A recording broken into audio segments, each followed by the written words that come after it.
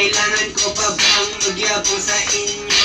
Hindi to mabait, ako ay loko-loko. Ay magulang sa gilid, yung utak na lilito. Kasama kong isa, ang inang ubong-ubo. Andito lang ako, kung sakaling hanap mo. Magkano ba ang pera mo, gagawin kong damo? Sa aking kagumi, hindi ka magre-reklamo. Maganda ang bigayan, kala mo kay sindikato. Gago, wala akong pake kung magkano. Sa akin na ang pera nyo, gagawin ko yung gramo. Loko, hindi lang ako neto nakatodo. Gago, loko-loko talaga akong tao. Hindi ko niligawan yung mga punters na to. Hindi ko din alam bakit sila bumubo.